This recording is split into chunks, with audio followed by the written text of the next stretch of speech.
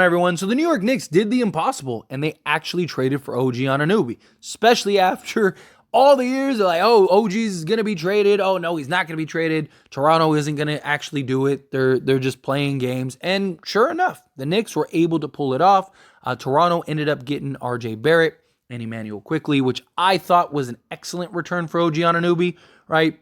The Toronto Raptors are going to be in a rebuild mode.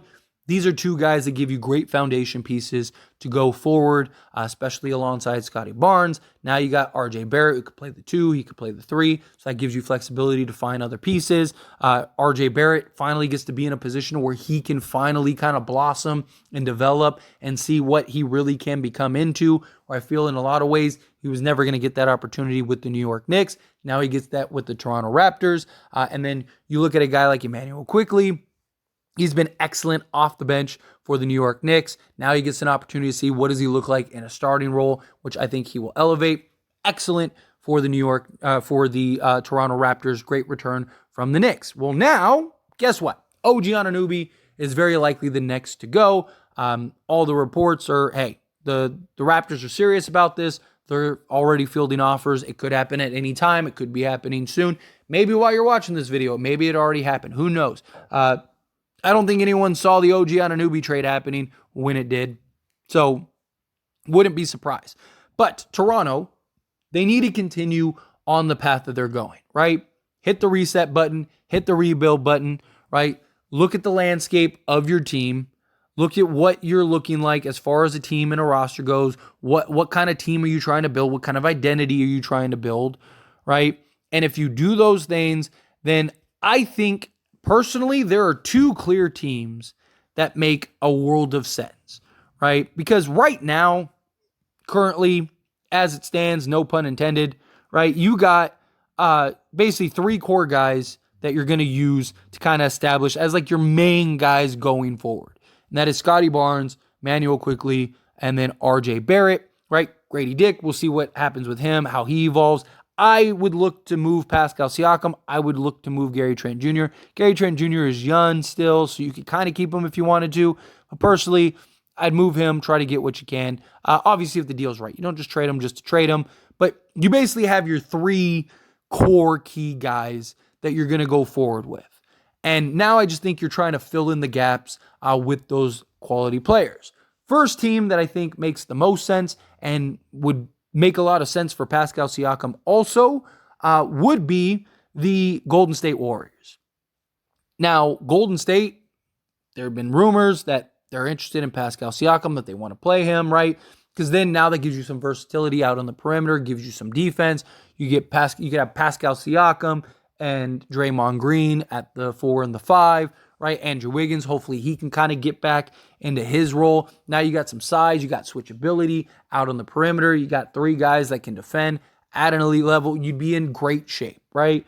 And if you're the Toronto Raptors, if you can get Kuminga and Moody, right?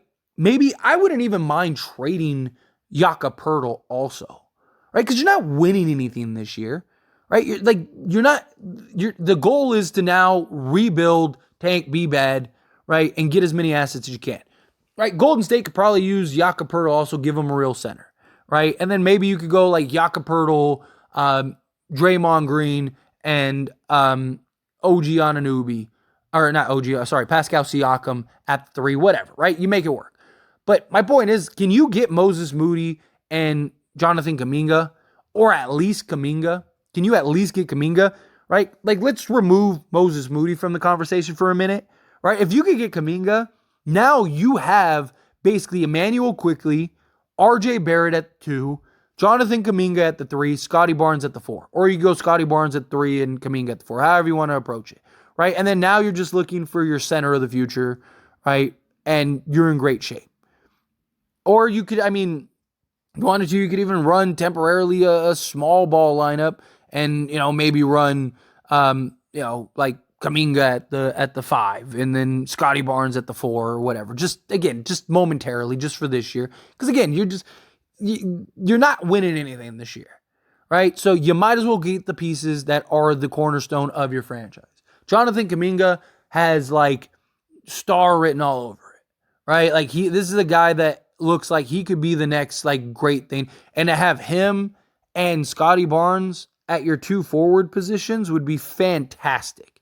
And then you'd have you'd be sizable, right? Again, all you would need is a center at that point. You'd have a 6'6" shooting guard in RJ Barrett, right? You'd have a 6'7", 6'8" Scotty Barnes, 6'8", 6'9" Jonathan Kuminga, right? You'd have Emmanuel Quickly. The Toronto Raptors would be set. You'd be in great shape in that regard. And then if you're the Warriors at this point, you're trying to get a guy in Pascal Siakam that can just be another playmaker, can, do multiple things on the court, go be another scorer, right? Help, just great for Steph Curry, Klay Thompson off the ball, makes you better defensively. Like I mentioned, maybe you get a Jakob Poeltl in the deal also, and now you got a legit center that can kind of just start for you or whatever. Shooting would be a concern with Draymond Green, Poeltl, and Pascal Siakam. But again, you got Steph Curry, Klay Thompson. I think you'd be fine in that regard. Draymond shot the ball much better this year, so if he can continue to shoot that way, I think you'd be fine, right? I think you'd be able to survive in that regard. And it's not like Pascal can't be serviceable from 3-point range at times, right? Again, he's shooting abysmal. He's shooting 25% this year, but he's had years where he's like 33, 34%, right? He had that one year, was 2019, 2020, where he shot like 36% on like 6 attempts. If he could kind of get back to that would be nice, right? Plus, just the distractions that Steph and Klay would provide, I think would help him tremendously also. I think the Warriors could use several players on Toronto, and I think if you're Toronto, can you go get Jonathan Kuminga especially? But if you get Moses Moody also, then again, there you go. Like, that just gives you another guy that you can use to trade later on down the road if you wanted to, or just be a quality just scorer off the bench. Right? I just think that'd be a solid way to go. And then have Grady Dick, Moses Moody as like your two foundation pieces off the bench, right? And you're kind of just trying to figure things out. How is everything going to look from there? And then again, you just, at that point, all you need is a center. But maybe you could take, like I said, a Gary Trent Jr. and whatever and go make it work, right? Maybe you could try to see if you could turn Gary Trent into like a young center, right? A development guy, somebody that could come in, right? Maybe call Detroit. They got a million project centers that you could go and pick up and maybe develop and allow them to do something. But the second team that I want to talk about that I think, again, makes a lot of sense for a lot of the same reasons would be the Sacramento Kings. The Sacramento Kings want Pascal Siakam, right? It makes sense. They could use an upgrade in like the power forward, small forward area, right? Can you kind of upgrade Harrison Barnes type thing? I don't know how else the Kings would get Pascal Siakam without trading Keegan Murray. And if you're the Toronto Raptors, you do whatever you can to go get Keegan Murray. This dude has been balling out for the Sacramento Kings. And if you can find a way to get him and keep him, right? He can play the 3, play the 4. Right, you put Barnes at the 3. You can put Keegan at the 4. You just got to find the center. He's a guy that goes and can get you buckets again. He's also like the last 10 games is shooting like 46% from 3. He's been shooting the absolute lights out from 3-point range. So far as a whole this season, he's shooting 36%. Right, he's a career 39.7% 3-point shooter. So he's an excellent 3-point shooter. Gives you floor spacing. Guy that can just go get absolute buckets. Right, maybe you can get like a Davion Mitchell in the deal. Also give you like just a backup guard or something. Right, I don't know, but I do know you need to go get Keegan Murray. Right, if you can find a way to go get Keegan Murray, that I think is him and Kuminga are the two guys. If I'm the Toronto Raptors, I am targeting and I am looking hard to go get, because those are two guys that I think now you have another just great cornerstone that gives you potential star potential out on the perimeter, and now you're headed in the right direction. Again, imagine Quickly, Barrett, Barnes, and Murray. as like your core four going forward, that would be one of the best young core fours in the league. Right? You'd be in great shape going forward. And I actually think they might be better than they are right now. Right? Like, seriously. Right? If they were able to get a Keegan Murray or a Jonathan Kuminga. Honestly, like I think the opposite might happen, where instead of them going and like losing a bunch of games, getting a high draft pick, like I actually think they might actually win some more games. Right? I wouldn't be shocked at all. Right? Because you got to understand, like, these guys are going to be young. They're going to be hungry. Right? They're going to be on a new team. They're going to want to ball out and play well. Right? The Raptors, it would be tough. But, I mean, they're only 3 games out of 9th. They're only 2 games out of 10th. I really wouldn't be shocked at all. Like, if they just all of a sudden just became a pretty good basketball team. Right? So, I don't know. If I'm Toronto, those are the 2 teams that I'm targeting. And those are the 2 players that I'm doing everything I can to get. But anyway, as always, this is a discussion, so I pass the question on to you. Let me know your thoughts and opinions down in the comments below. What do you think? Where do you think Pascal Siakam should go? Do you like the idea of the Golden State Warriors? Do you think Golden State would do something like that? Right? Because again, it has to make sense for the Toronto Raptors. Right? If you're Toronto, you're not just giving away Pascal Siakam. Right? So the Warriors are going to have to give up something. And if you go get Pascal Siakam, then you're like, how much are you going to play Jonathan Kuminga, period? So you're probably going to have to do that. And then same thing, Sacramento, right? Like, I don't see, like, the Raptors aren't going to be like, oh yeah, give us Harrison Barnes, right? So you're going to probably have to give up Keegan Murray.